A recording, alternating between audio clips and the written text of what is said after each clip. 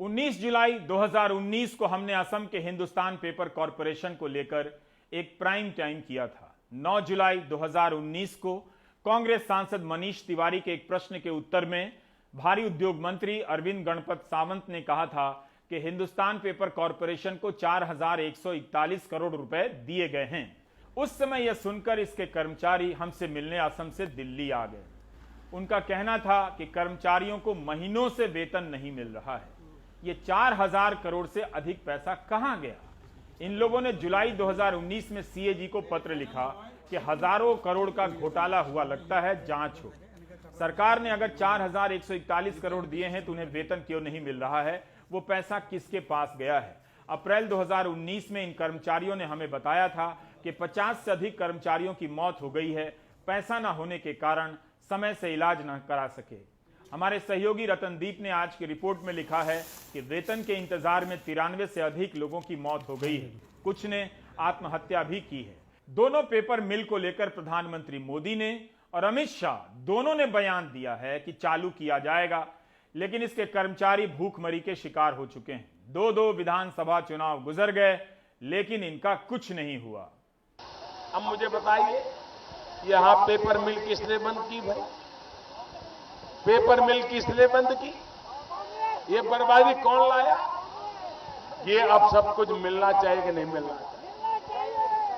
Paper मिल बंद होती है, जो बम्बू की खेती करने वाले किसान हैं उनका भी नुकसान हो जाता है, उनका भी नुकसान हो जाता है। हमारे सहयोगी रतनदीप की रिपोर्ट बता रही है कि कुछ नहीं हुआ। इन कर्मचारियों को अब घर खाली करने के लिए कह दिया गया है। बिजली पानी के कनेक्शन काटने के मानवतावादी आदेश दिए गए हैं। 1200 से अधिक कर्मचारियों को अभी तक वेतन और प्रोविडेंट फंड का पैसा नहीं दिया गया है। 49 साल की मोजिबीन नेसा बेबस और चिंतित है। बीते साल उनके पति इमरान अली ठकुरिया बीमारी के बाद चल बसे। वो 57 साल के थे और जागी रोड पर हिंदुस्तान पेपर कॉरपोरेशन की नगांव पेपर मिल में काम करते थे। उन्हें मिल के हजारों दूसरे कर्मचारियों की तरह 56 महीने का वेतन नहीं मिला था। पेपर मिल 2017 से बंद पड़ी है। एक और पेपर मिल 2015 से बंद है, जो असम की बराक घाटी के पंचग्राम में है। अब इन दोनों को बेचने की तैयारी चल रही है। मोजिबीन परेशान है कि पति के इलाज में पैसे और गहने सब निकल गए। अंत में इलाज के पैसे नहीं रहे, लेकिन कोई मदद नहीं मिली।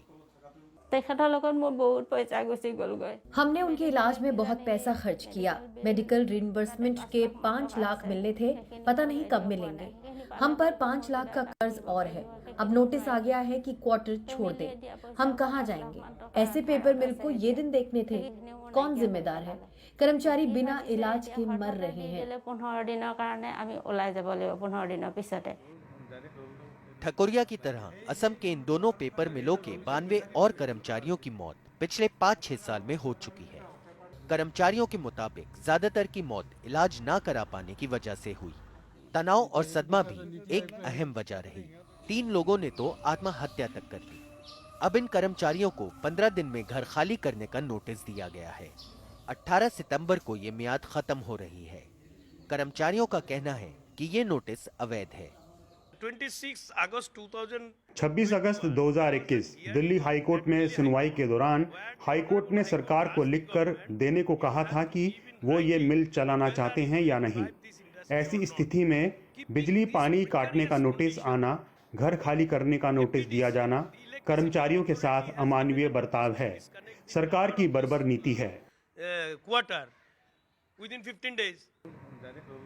कभी ये कंपनियां मिनी रत्न कही जाती थी।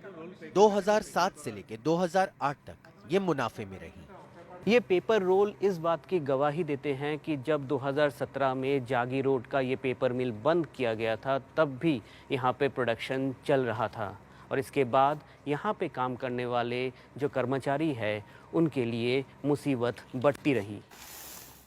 हैरानी की बात यह है कि 2016 में खुद प्रधानमंत्री ने कहा था कि कंपनी बंद नहीं होगी।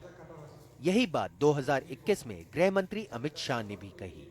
प्राइम मिनिस्टर नरेंद्र मोदी में वहाँ इलेक्शन में जब आया था तो उसमें मतलब मीटिंग हुआ, उस मीटिंग में वो प्राइम मिनिस्टर बोला था कि कसर पेपर मिल हम लोग रिवाइवल करेंगे, चलाएंगे, जो बीजेपी गवर्नमेंट आ गया तो ऐसा पड़ा हुआ है। इसके बाद भी, इसके अलावा भी हम लोग का नगांव पेपर मिल 2017 13 मार्च में बंद हो गया है।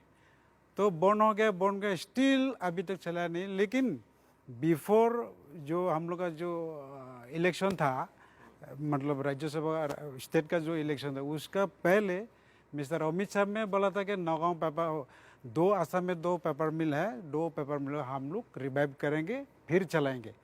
लेकिन जो बोला है अभी तक ऐसे है, कोई उसका कोई मतलब नतीजा कुछ नहीं निकला है, कोई पॉजिटिव कुछ नहीं है।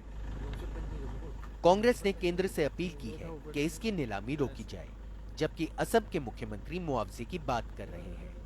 कुल मिलाकर इन कंपनियों की तस्वीर देश की सरकारी कंपनियों के साथ हो रहे सलूक की कलई खोलती है, जिसका असर लाखों लोगों पर पड़ रहा है। जागीरोड असम से रत्नदीप चौधरी की रिपोर्ट, एनडीटीवी इंडिया।